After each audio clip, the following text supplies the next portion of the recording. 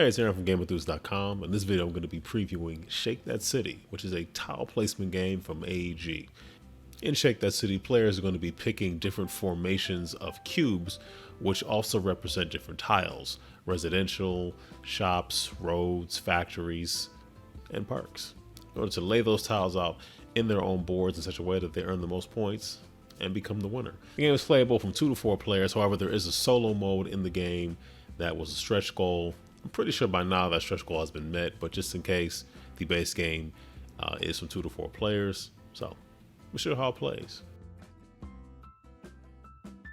These are the components in Shake That City. It's going to come with 4 double-sided player boards. One side is the landlocked side, the other side is the beachfront side. The gray around the landlocked area means a road, and the blue here on half of the beachfront side stands for water. Blue represents water. You're going to have 2 score reference boards, which are going to show how scoring works for the landlocked side and the beachfront side. I guess the way this picture is, I should probably turn it this way. That does feel better, actually. I'm glad that I turned that over. You're going to have 1 scoring pad. You're going to have 40 red home tiles, 40 blue shop tiles, 40 green park tiles, 40 road tiles, and 40 black factory tiles. The game is played over a series of 15 rounds. This is your round track disc. It can be used as so. The round only begins once you get it on the number. Okay, now it's in between round 3 and 4. I kid, obviously you would just slide this back and forth, indicating what round it is. There's also 27 mini building tiles, which are very much like the other tiles that I just went over, except mini, yellow, different. There are 28 bonus tiles that are going to surround everyone's player board. There's 7 for each player. Up to 4 players can play, and each bonus tile represents a scoring mechanism in addition to the scoring reference here that I'll go over in just a second. So what these mean are, for rows and columns, you need 4 homes in this row. This just means the row needs to be populated with all 6 spaces need to have something in it. This means 4 roads. This means at least 4 different types of tiles. And this row, fully populated. This one in the corner, they're all worth 3 points, by the way, every single one of them. And once you actually do achieve them, you just flip them over to show that you earned the 3 points for them. They're worth 3 points, I believe, collectively, meaning I believe you're scoring either one. As far as I know, you are not getting 6 points for fully populating this and having 4 red here. I believe you are picking which side you wish to score for its appropriate row or column and scoring it.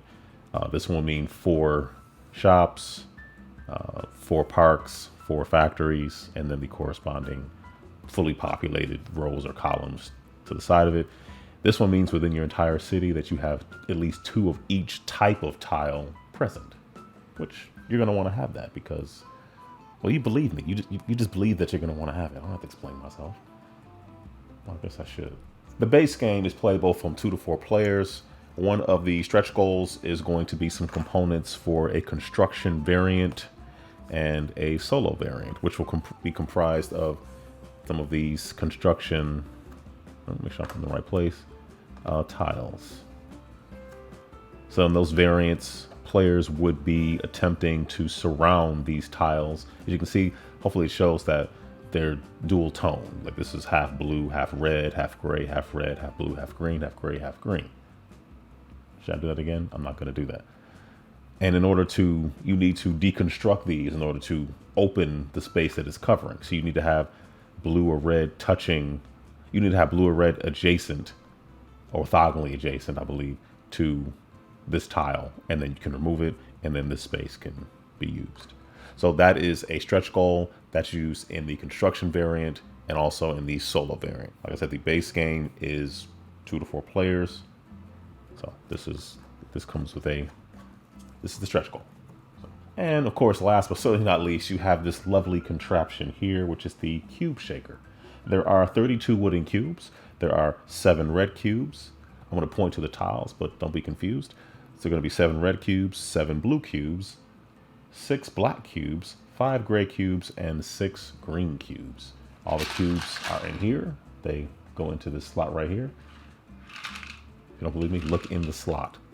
You can see them, can't you? You can hear them, can't you? Yeah. This thing you will construct. There are instructions how to put it together within the rules, and there's a video that also exists that you can follow in order to put it together. It doesn't take very long. It's pretty simple to put together. Just shake it up a little bit, hit the button quickly, move, lift. And the factory cubes are black, so they're kind of blending into the background here, but this is a 3x3, I swear.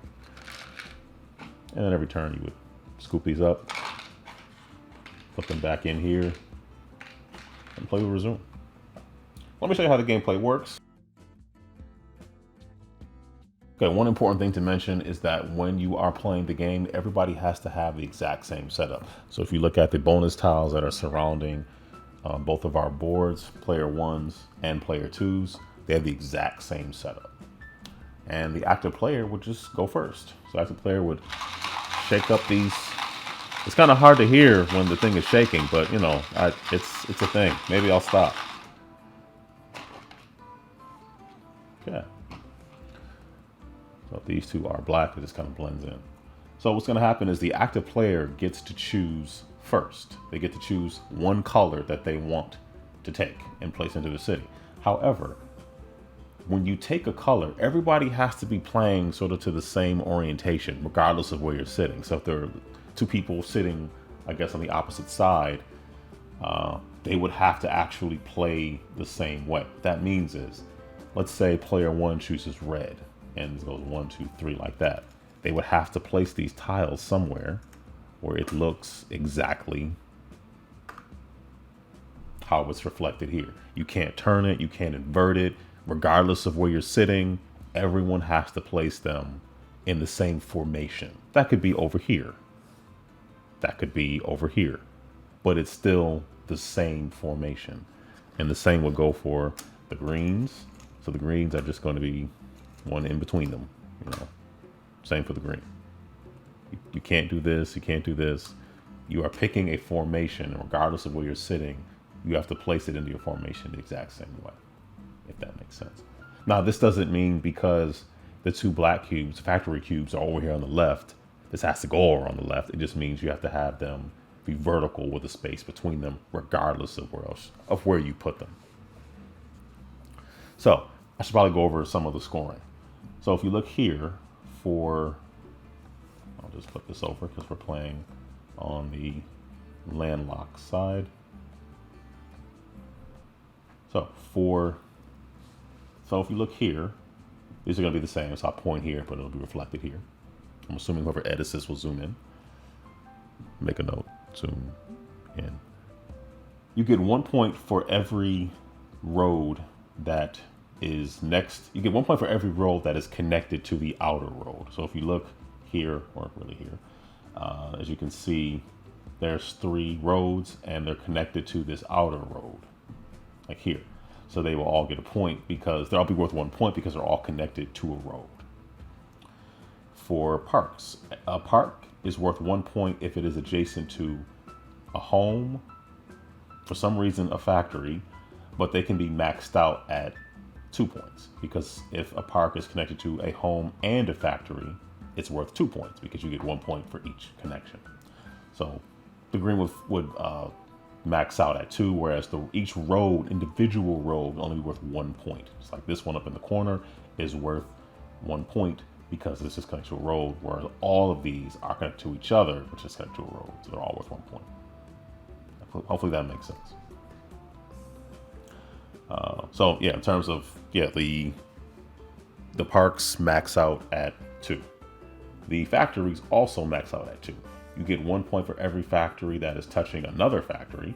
You also get 1 point for every factory that is touching a road. So should a factory be touching another factory and a road, it's worth 2 points. Shops. Shops are only worth a point if they are connected to a road, meaning this road or the road tiles. So every shop is worth 1 point as long as it's next to a road tile or the road itself.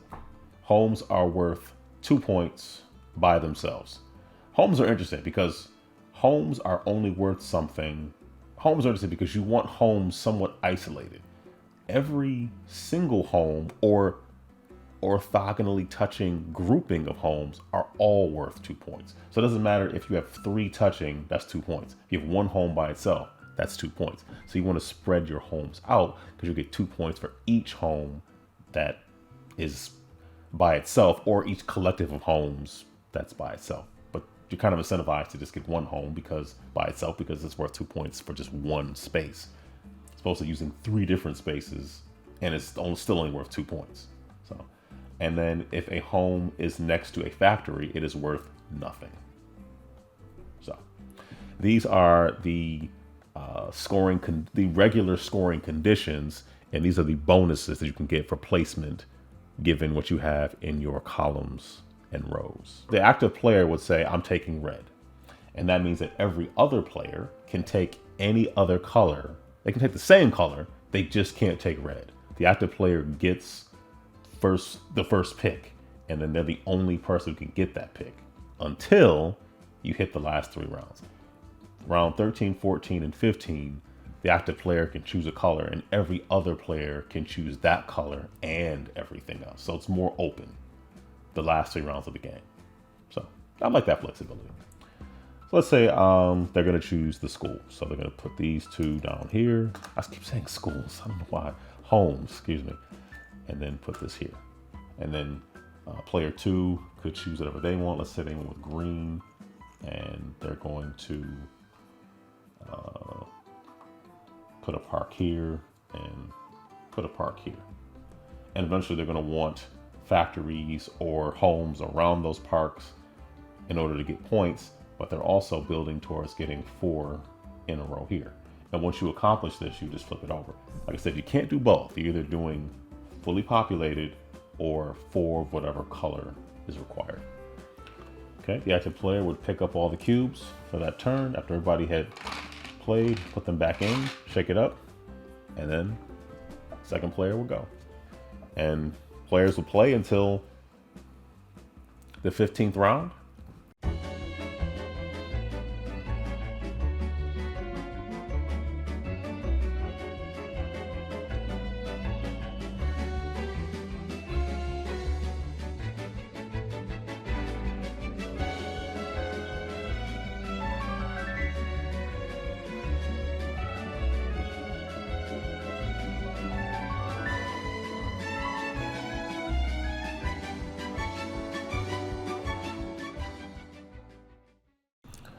All right, we're going to score our homes first.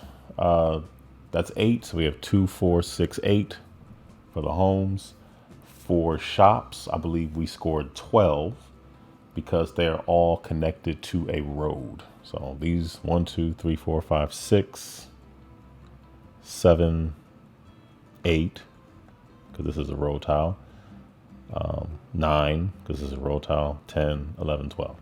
So that's 12 shops. I believe we scored 7 for the factories because factories can score 2 if they're next to another factory and a road. So that'll be 2, 4, 6. Yeah. Oh, and then 7. This one only scores 1 point for 7 because it's not connected to a road. It's only connected to another factory. So that'll be 7. Parks are going to score 1 point for next to a school, another point if they are next to a factory. I still don't get that, but okay, that's fine. So that's 2. 1, 2. So 3, 4.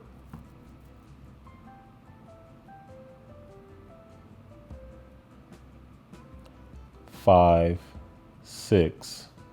And this one just scores 7 because it's only connected to a home and not a factory. So that's 7 points for that.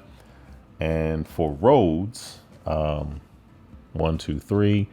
These are all connected to this road. So that's 3 points. And yeah, that's it. Because this road was just to facilitate other things scoring, as with this one. Neither one of these are actually connected to another road tile or the road bordering the entire board. And then I scored 12 points for the bonuses. Yeah, even though this is fully populated, I need to have 4 green in this row, and I don't have it. I did score these. And this one clearly did not have 4 different types in it. And this one was not fully populated, but I was close. I almost made it. So that's another 12 points for a total of 49 points. So I'm going to walk away from this setup and go somewhere else and record another portion of this where I'll be saying more words about Shake That City. So that was Shake That City. The components and the rule sets do a very good job of making it something that can be packaged and presented to players who play a lot of hobbyist games and players who do not play a lot of hobbyist games. It's kind of a little something for everybody there. That's always appreciated. I had a lot of fun playing Shake That City. It's up on Kickstarter right now. If what you saw looks like fun to you, there's a link in the description so you can go ahead and back Shake That City from AEG. That's going to do it for me. Thank you for watching. Take care. Stay safe. Be blessed.